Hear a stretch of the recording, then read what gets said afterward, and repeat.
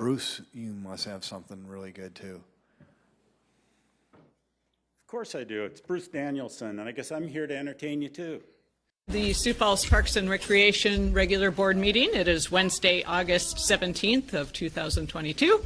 And we will start with the first item on our order of business, which is roll call and determination of quorum. Board members Noctegal? Yes. Begeman? Conlon? Here. Weber? Here. Wagner? Here. Cowles? Here. Stavinger? Here.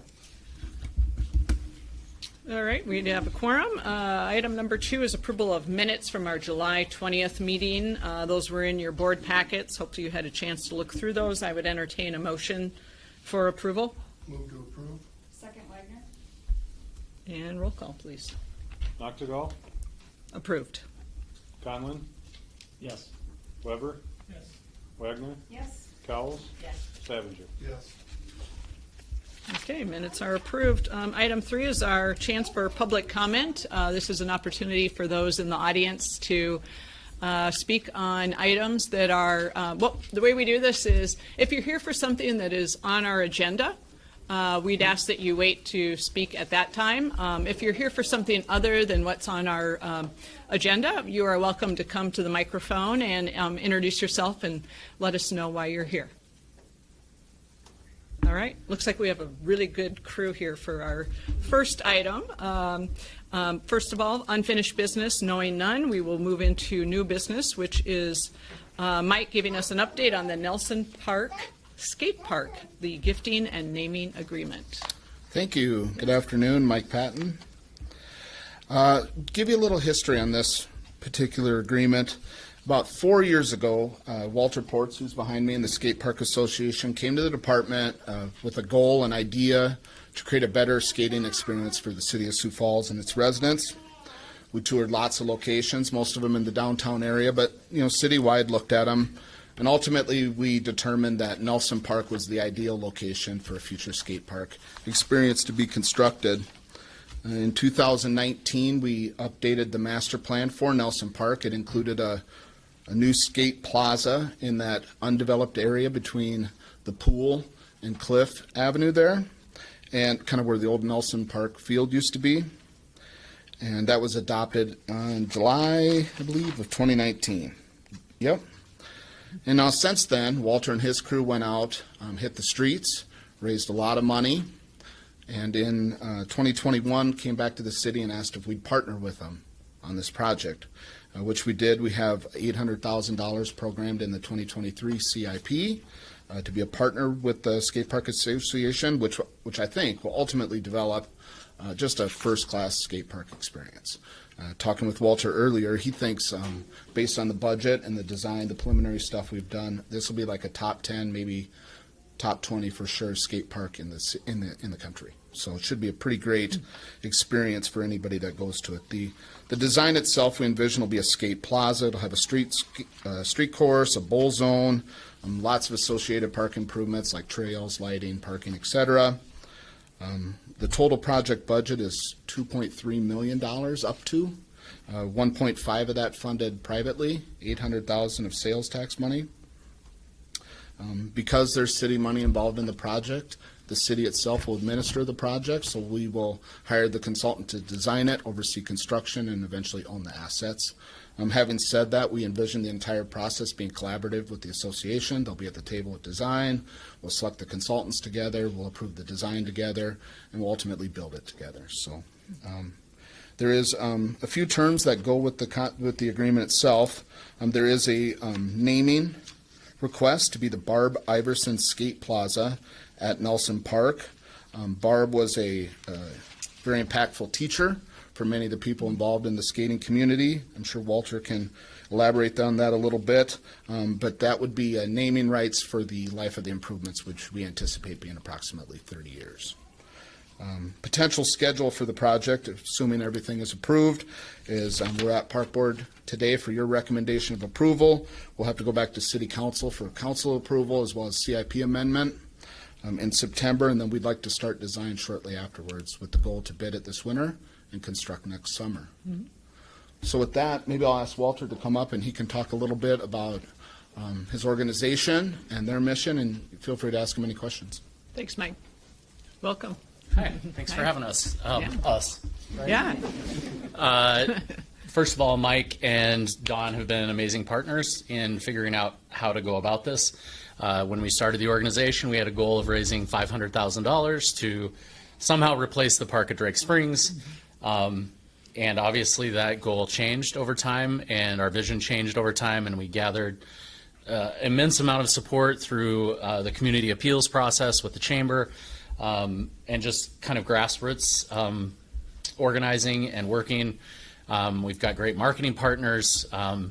We've actually developed a model that I think can be used by other cities, and we're working on. There are about 5 cities, several in the Midwest, who've contacted us from the Tony Hawk Foundation, is referring people to us because we figured out how to get this done. So it's really exciting time for skateboarding, obviously with it in the Olympics.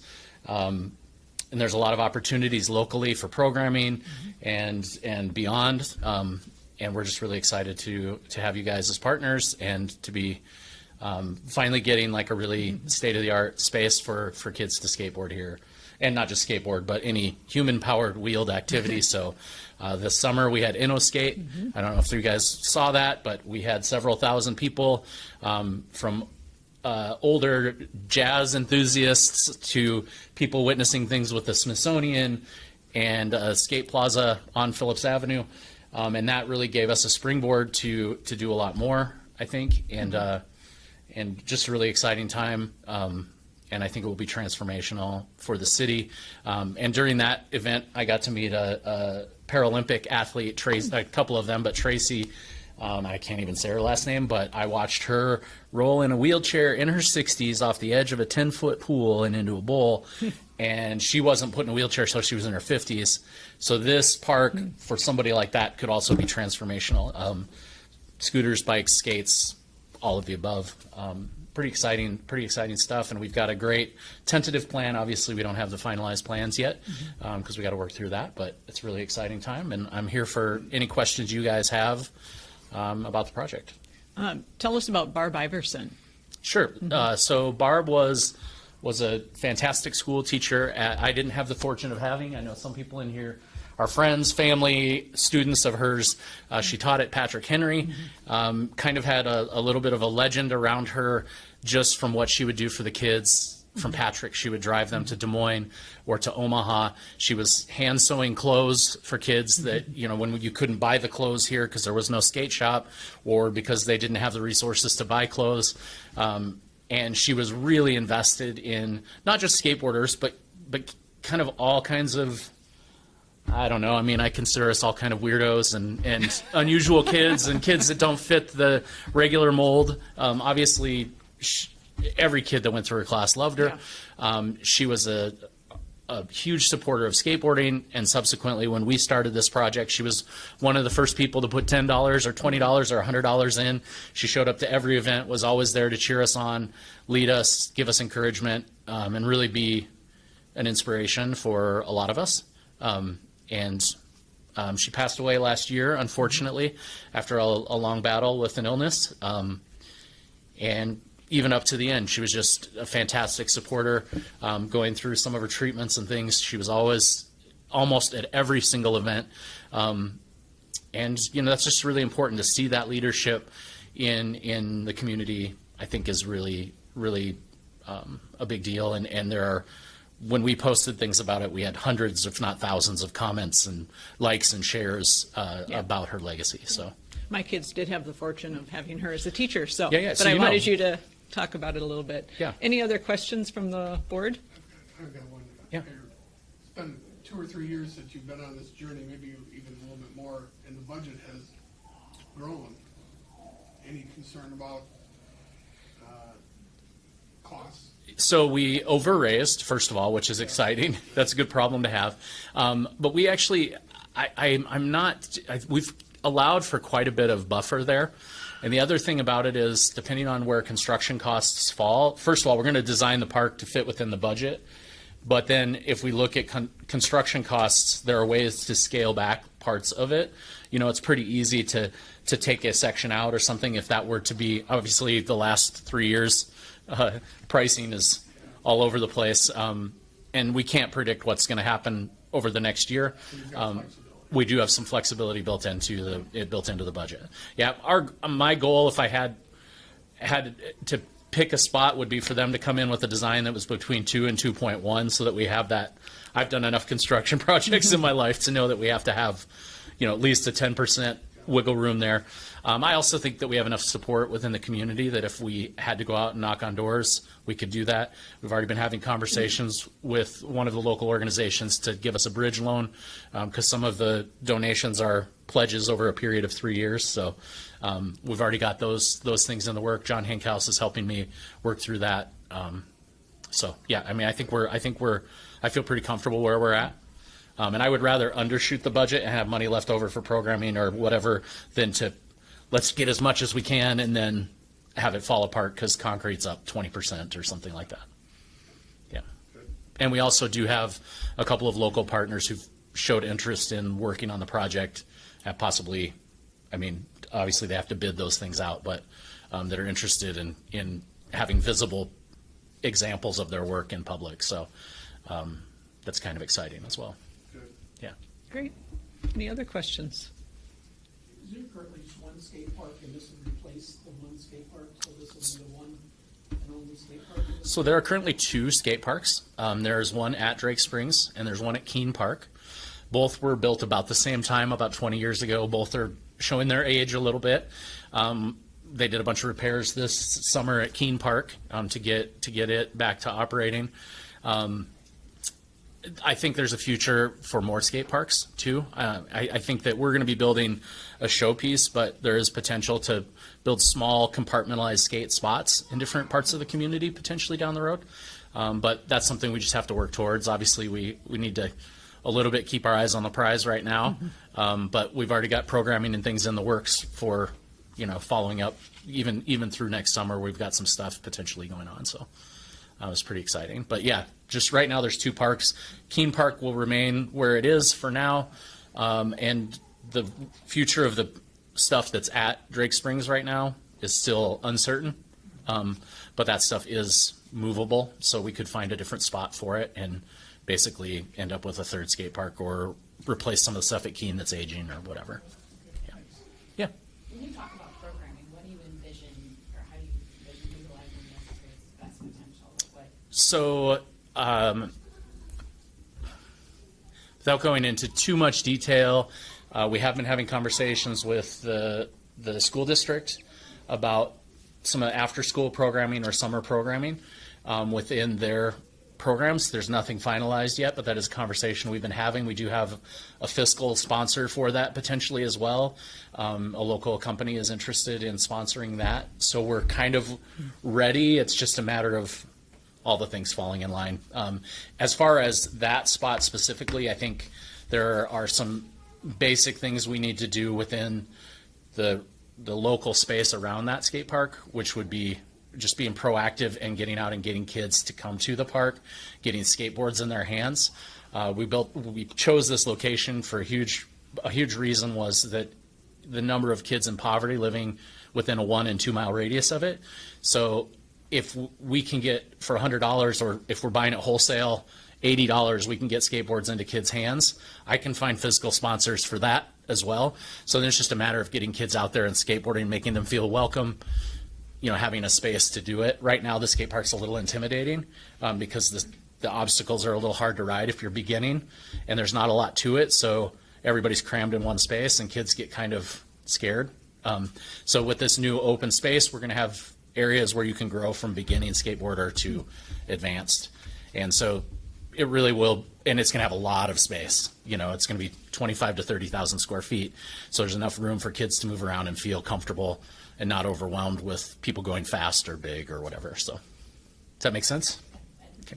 And right now too, it's kind of a timing thing. Right, I can only take my kids to Drake Springs at certain times of the day because adults are there and whatever else. It gives people another option is good too. Yeah, the mornings typically are there's not, skateboarders don't wake up till noon during the summer. But that's when we see a lot. There's more people with young kids out there, whether they're on bikes or skateboards, using the park. Yeah. It's just a little bit easier. And we're talking about doing things like you know, get to know your skate park Saturdays, that kind of thing. Just inviting the community in, having skateboards to loan out, having a group of volunteers there that can not necessarily give lessons, but be there as help. I mean, skateboarders kind of inherently are mentors for each other. You know, it just happens. Like it's not organized. It just happens. So kids trying something, somebody be like, hey, move your foot over to this spot, try it again, you know, or whatever. So if we can have an open time where kids can come and feel safe and have a handful of older skaters there to help coach them, not coach them, but just make them feel welcome and make them feel like, you know, yeah, everybody starts there. Yeah. Great. Any other questions? Anything else, Mike? Thanks so Sorry, much. that was a We lot. appreciate Thank you, guys. everything you're doing. Sounds great. Sounds like a great project. So if there's no other questions, staff recommends your recommendation of approval for the conditional gifting and naming agreement. Right.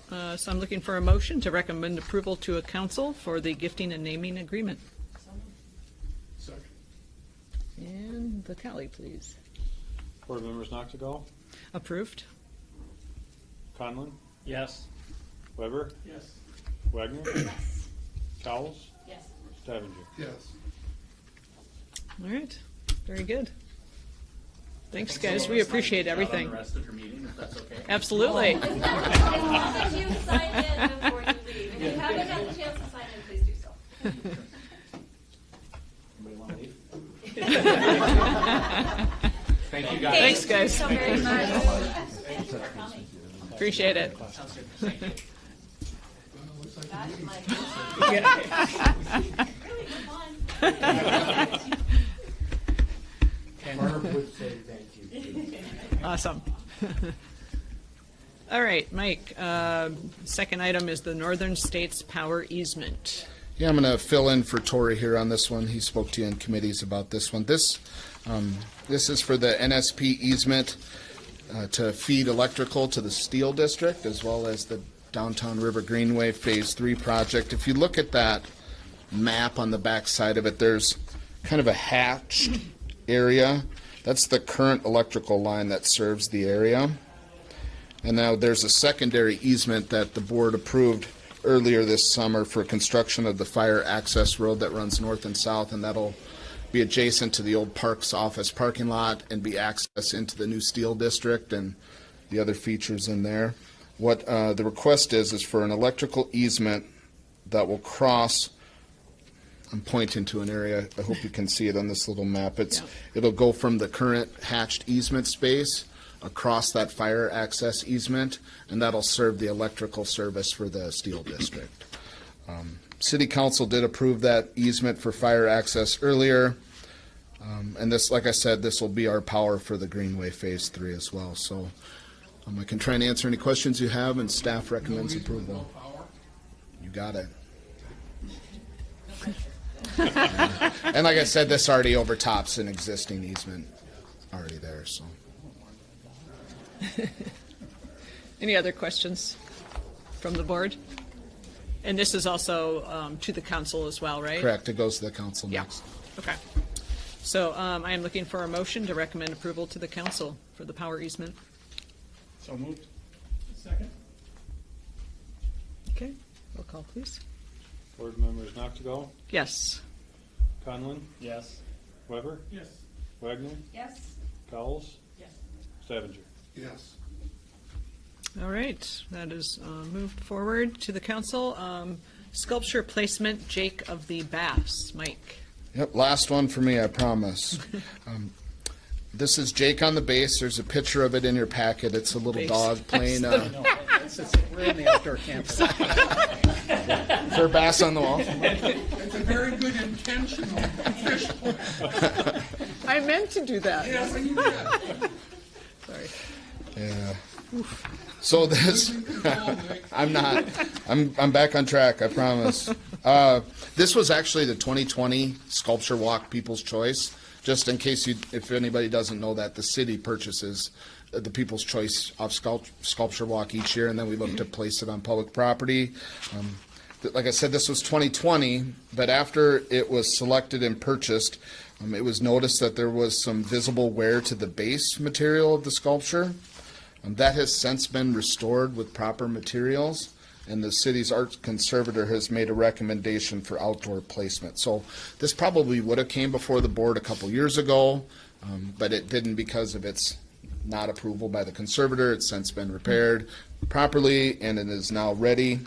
So the proposed location is at the entrance of the Levitt Shell, kind of on this map in your packet.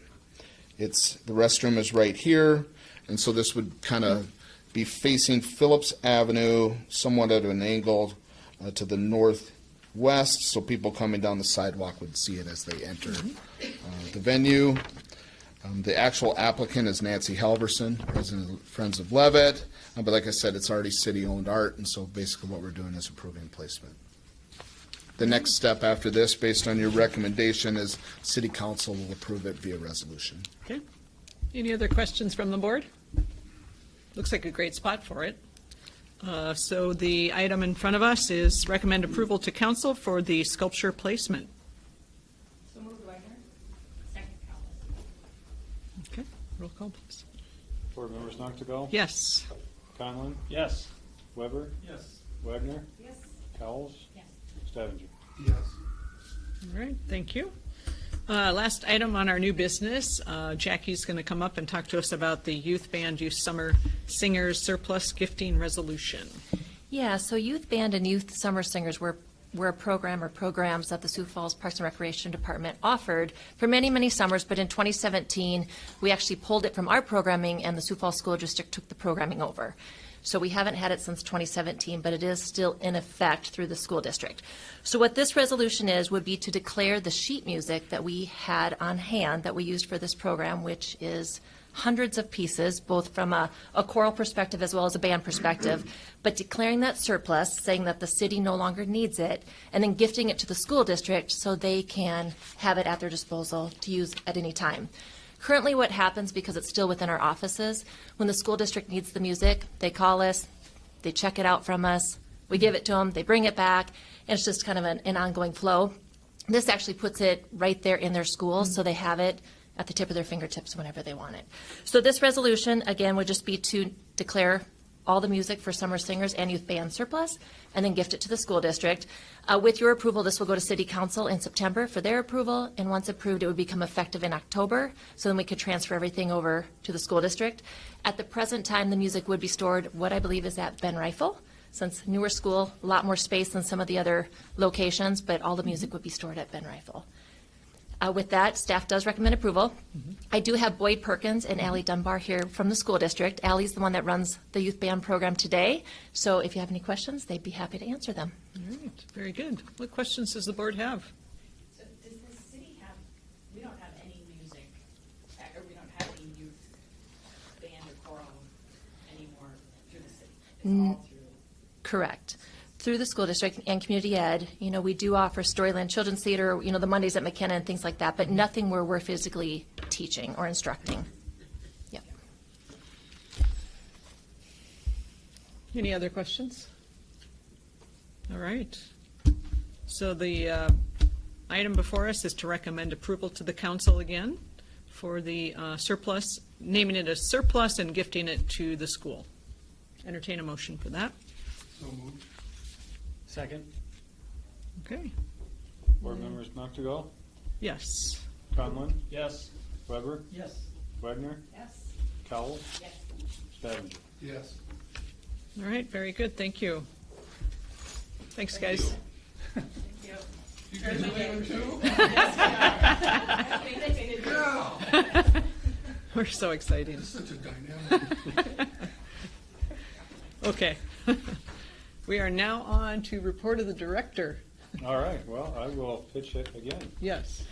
And we'll start with, I'd like to invite David Parker with the Outdoor Campus to come up, gracious enough to host us in our meeting today. So, David, the floor is yours. Yeah, so thank you for having me. Again, my name is David Parker, Director of the Outdoor Campus here in Sioux Falls. I've been in this position since 2019 and have loved the relationship we have with the city and the city parks. As you can tell in Sertoma Park, they do a great job of taking care of it and making sure it stays beautiful.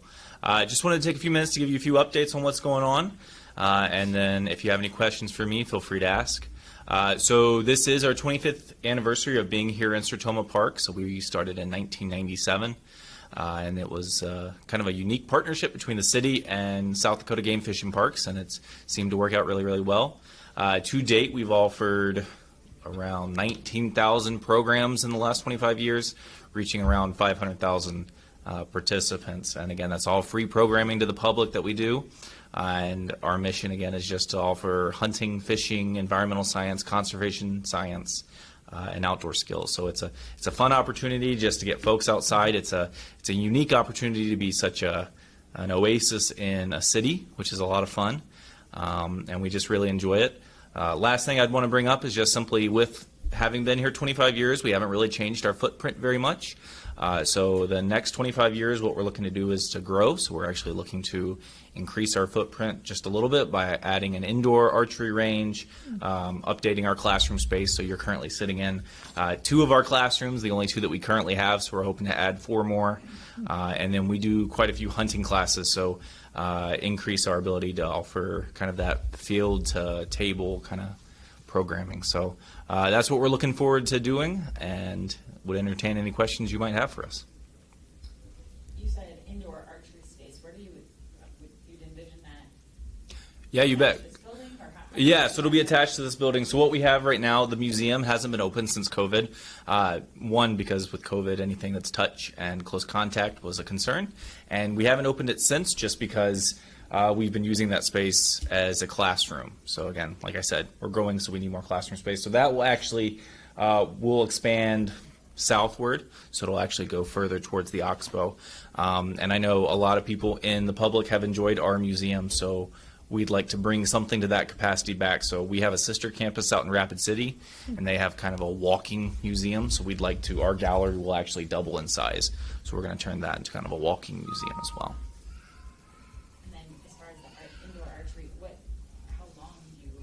Yeah, it'll be 20 yards, 12 lanes, and it'll be archery and BB guns inside. Yeah. Must be a big thing. Yeah, it will double our size. We're at 18,000 square feet right now, and we'll go up to 36,000 square feet. Wow. You have the land here that you need? Yep, yeah, we've worked with the city already to make sure that we fit. It's been in the master plan for a while now, was just now coming to fruition. So we have the space to be able to expand, and it won't take away from the green space. We'll make sure that it blends nicely into the park. And that funding is Game Fish and Parks? Or what's the funding mechanism for? Still working on that. It'll be an amalgamation of different funding. So some of it will come from license dollars, which is what we use. Some of it will come from Pittman Robertson dollars and Dingle Johnson dollars, which are excise taxes on hunting and fishing. Some of it will come from fundraising. So we're connected with we have a 501c3 called the South Dakota Parks and Wildlife Foundation that does a lot of fundraising. So they'll do some fundraising as well. So again, an amalgamation of a lot of different efforts to get it happening. Can you talk a little bit about the programming that goes on, like the outside stuff? I'm curious. Yeah, you bet. What So, happens outside? so we've got the pond that's directly past y'all, and we use that as kind of a classroom. So the pond's stocked with perch, trout, bass, you name it, it's in there. So we offer outdoor fishing during the winter and the summer. So we do fishing with rods, fishing with fly rods, fishing with a ice rod, as well as we teach people how to do bow fishing. Along with that, we do hunting classes, so classes inside where we talk about how to go hunting, and then we also have what we call as our Hunting 101 program, where we take you from, we go to a range in Garrettson, and then we go out into the field and actually help you harvest a deer, and then we bring it back and teach you how to process that deer, and then they get to take the meat home with them. Aside from that, we keep it seasonal, so we offer programming year-round, so we do cross-country skiing and snowshoeing when we have snow, which we need snow. We do outdoor survival, orienteering. We just introduced spearfishing a while ago, so snorkeling and spearfishing, which has been a lot of fun. And then last summer we've had a lot of monarch classes, as well as some stuff with our garden as well. So it kind of runs the gamut, and we try to keep it seasonal. So during the winter we might teach some trapping classes when fur bearing is actually beneficial. And then during the summer, we transition into kind of those outdoor classes as well. And then, I guess, to hit on population as well, we do anything from adults to families to children, and quite a few. Actually, I mentioned that 500,000 number. 1/5 of those participants, so around 105,000, were schools. So we do quite a bit of school programming as well. How are you staffed? We are staffed. We've got 7 full-time, and then 11 interns in the summer, and then around 6 during the school year. And then we just did a contract position with Pheasants Forever to offer some specific programming with veterans. And we're about to hire a position that's going to be with 4-H for a school coordinator. So we had one, we lost that position, and now we're getting it back. But other than that, the 7 that we currently have, we have a senior secretary who makes sure the campus runs smoothly. We've got a nights and weekends manager, so we can offer this as a meeting space for, we call them non-government organizations like Pheasants Forever and Master Gardeners Club and folks like that. And then we've got 4, so 2 are education staff here at the campus. One's our volunteer coordinator, and one is an outreach coordinator. So they've got a trailer, and they're like the campus on wheels. So they'll go to the surrounding communities. Wonderful. Well, I know my kids have been part of all those classes and also the hunting classes. They've each taken that. So it's really great services that you do here for free, and we're excited to see you grow what you're doing. Thank you Thanks so for all much. you're doing. Yeah, thank you. Yeah. Thanks for having us. Thanks. Thanks, David. Next, I'd like to introduce Mackenzie. As you know, after following Rita's retirement, we went through the process of finding the next best person for that spot. Mackenzie has accepted that position and will start with us here shortly, so you will see her at next month's board meeting. Welcome. Some other quick updates. September is rapidly approaching with Labor Day, so EAB efforts will start again with the removal of ash trees as the Ashwood moratorium gets lifted. So this will be the good sound of chainsaws, unlike the bad sound of chainsaws we heard all summer. We're currently doing annual maintenance at the 50-meter pool at the Midco Aquatic Center, and it's going very well. We'll take a break next week with that annual maintenance, and then start up on the recreation pool side on the 29th of August. And then there will be some front entrance work that will have a significant impact on the front entrance, but it'll also be done while we're closed for the recreation side. Do have an innovative way to get patrons in to still utilize the 50-meter pool while we're doing that work. Want you to be aware of the downtown ramp project that's currently going on. Mike and Jackie have collaborated with Public Works and Planning to get this space up and going. So if you know, it's that parking ramp space, the parking ramp's built, but the rest of the mixed use hasn't been built yet. Finding some temporary solution is to turn that into a public space that can be programmed either by us or downtown Sioux Falls for some various things. Hoping that work will be completed and ready for use about the 10th of September in time for the Sidewalk Arts Festival. What's the plan there? Mike, do you want to talk about that? Details on that? Let you go to the, please, thank you. Everybody's familiar with the locations right across from the Great Outdoor Store there. Okay, so basically what we ended up doing was going through there, and it was kind of mounded sand and weeds and whatnot. We knocked all that down, graded it out. The street department came out and paved it all with asphalt. And then Logan Ward, one of our caretakers for the downtown area, he did a spectacular job landscaping the edges between the sidewalk and the development. It looks really, really nice, and a bunch of mulch and boulders and flower pots and whatnot. And now we're working out an agreement, hopefully, with Mammoth Construction. They're doing the artificial turf work out at Sanford. They're going to come in and do lay some temporary artificial turf there, so kind of create a little bit of a green space, and then looking to incorporate art, like painting on the pathway that runs through it, and potentially a mural on the wall. So just basically brightening it up until it can be developed. Yeah. Yeah, working with Sioux Falls Arts Council, I think Kellen, perhaps that mural. But I walked by it the other day, and it's like, wow, this is so cool. Just taking a space that was kind of, unsightly and doing something with it for now. It's already like way better. I know, right? So wait till it's grass. Right? I know, yeah. Great. Community engagement with about the Aquatics Project. Yeah. So we're looking to get started on that here pretty quick. We processed a contract with Pros Consultant to lead the efforts, and we're looking to have them back here by the end of the month, hopefully, to have our first round of community engagement. We envision that being a series of public meetings, one to talk kind of aquatics citywide, and then a couple of meetings to dial in on the major pools like Keene and Frank. And so we'll talk about them all, and we'll talk about them individually, and we're also working to finalize a website called Social Pinpoint, which we'll use to get out to the public and allow them to give us their feedback on what they'd like to see happen, where they'd like to see it happen, and how we can make best suit the needs of the community. So we're finalizing that and hoping to get that off and rolling by the end of the month. Sounds good. Will you let us know those dates? Yeah, tentatively right now it's the 30th and the 31st for the public meetings, and we'd like to launch the website kind of in conjunction with those meetings as well. So we'll let everybody know how they can get to the website, and then we'll also do social media and stickers and yard signs and the board at the Levitt and the Midco. So try and get it out there in the community so people know where it's at to go.